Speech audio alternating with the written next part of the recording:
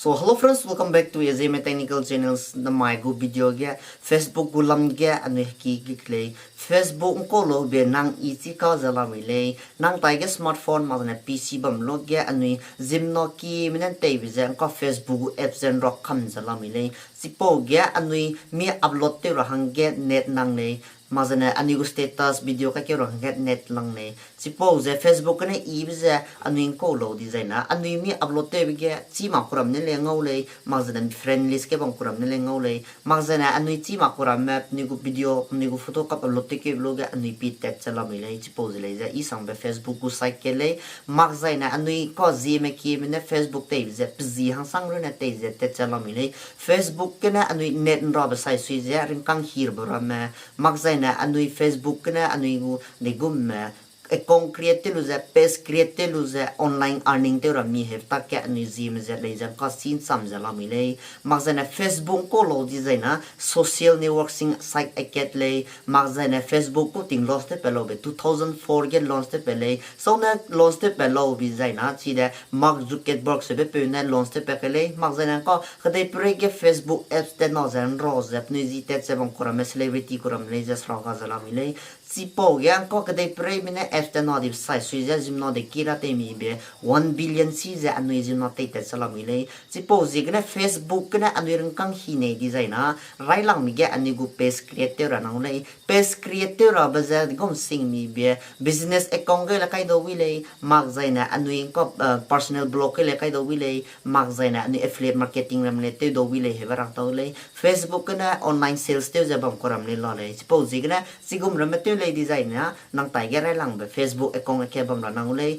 account bam lu ze nang gu page creator ra nang le he rang to le supposing le na ko digo me page creator ra mi he ge ani gun samai le agu phone ge gyuk le phone ge gyute zai na digo me nang ni go account creator ra mi page creator ra mi he ta ka te le agu le he rang to angka I page creator ra hang ge nang ni hang ge page creator le design na nang ni tai ge account bam ra nang le Facebook account na nang ni creator ra nang le suppose na I ko agu phone screen na te le le digo me page creator ra mi be I ko screen recording on ti ru gyu ga kai blog ge Facebook ke gyu le Facebook ke gyu te za na nang ni account na gyu lu za nang ni pe pre ge 3 dot ra mi nang ni go phone gu sai sui na ngi ta ge 3 dot ngau le 3 dot ngau pe pre ge click te de za na I ga kang pi ke de za na nang ni page creator le za na page se be ge gyu ka lo example te za in ko page ke gyu ke le page ke gyu ka design na anko agu page eket lo le nang ni tai ge page go design na nang ni create te ra design na pe pre ge create new ge create ke kai design na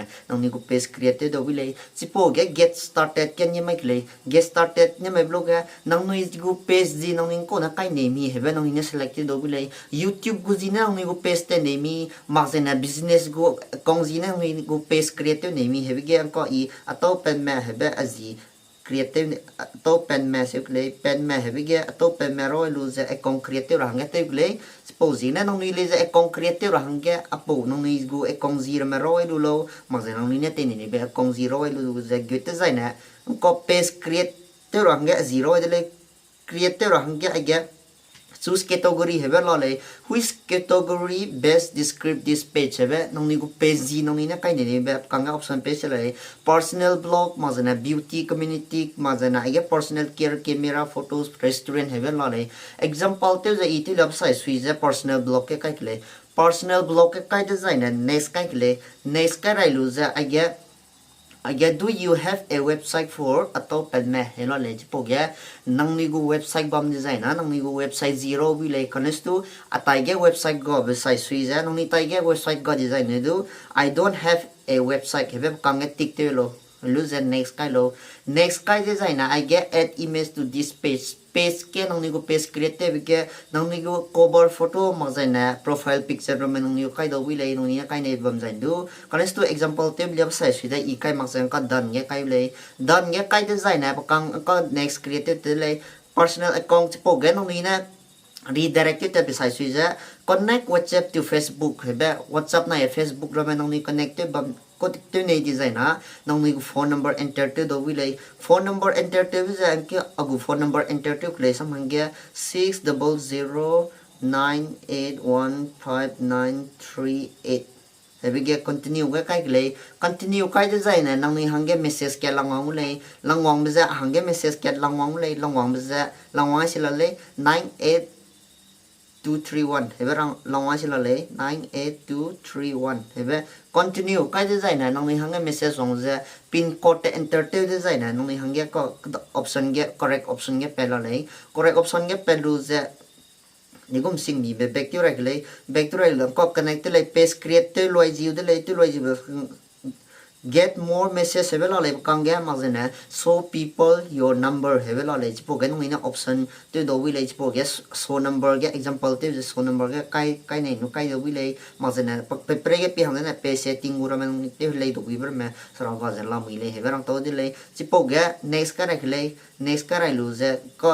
page create lo de le create lo le sai sui ja age to pa me complete your page be information ge lo le po ge digum sing mi be ko nong ni kai do bi le nong ni go photo do kai do bi da ma jana nong ni go short video ma jana promote do be ma jana nong ni go post ra me nong ni photo ra me post do bi le he ba to de le po ge complete your page be ge ni le complete your page be ge te zai na nong ni complete ne le zai na ge te zai na nong ni go description le ja nong ni na kai ni le kai do bi le example te de hello, I am Zeme Technical Surami. Hello, I am Zeme Blog Surami. Magzena. Hello, hi, Hirami. Hi, I am atop pen me hebe nonina description hange nonina kai ne be kai do wi le hebe rang to ni le suppose na in ko short ke kai le short ke example te te la ko le suppose na hi am atop pen me hebe description na kai le description ka dui example te la ko le nonina me tiro ne be no ro do wi le magzaina I get enter phone numbers noni go phone number ro ne do kai nei do kai rai do wi le update phone number hebe ram le la le magzaina extensions optional se ram le la le magzaina my page doesn't have any phone numbers no ni na kai ni kai do le connect to example to le sai sui je ikai ma ku le save se ku le save te lo ge nang ni go page create te rang ge option ge kat te la le save page te le save ni mai lo ge page save te le ma zaina ai ge nang ni go website bam ni je nang ni go website kai do le connect to website go lo ge nang ni na no he ba kai do le he ba rang to de le page create lo ge ma zaina next option pa rai lo ge ai ge update email address he ba nang ni go email ram le nang ni na kai kham do le affiliate marketing te ra mi ma zaina business account ge nang ni na create te bu ni zaina nang ni go email ram kai kham de zaina I le he ba rang to le connect to I example te le go da ga age mo do kai ma ku le agu email ram mo do kai ma ku le suppose na next kai le next ka rai de zaina I guess save change se be ngo sila le suppose ge no hours available ma zaina always open have standard hours have nang ni na option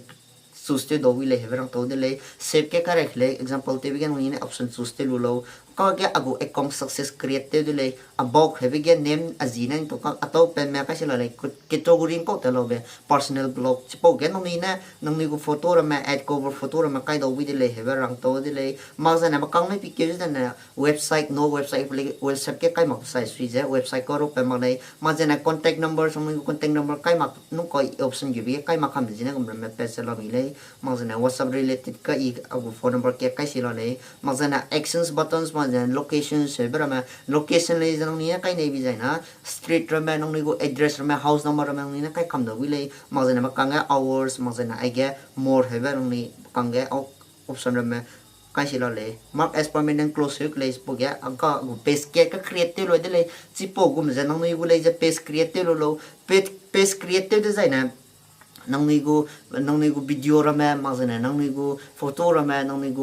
ni na kang hi nei le ba bam ni zaina Facebook ke na kang hi nei le bam ni zaina what YouTube ke rai lang ge 1000 subscriber krai bi ting ge 4000 watch time complete te lu ze ani hang ge advertise ra me monetize te lu ad pay wang za bam le po lu gum za Facebook ke le za nang ni hang ge ad pay wang le example te za 10,000 followers nango 10,000 followers sang design nango video nang kai ke vlog ya page ke kai ke vlog ya ad pe ong le ad run te ong le suppose ad run te ong sa pam ze YouTube ke gom na nang ni go page ke ad run te ong blogger kang ngo do wile verang to de le suppose na nang ni hanga na mai po video te le be na nang ni hanga to bo ram le bam na lo le suppose na next topic ke Instagram ko gulam lo he ke Instagram gulam ke next topic to ani sa dai le suppose na video para rang ha gui ko jabam no he berang to le na mai video pe ga ji ba kang pi pe me rang ja mang ni tu ke le he berang to le see in next video thank you.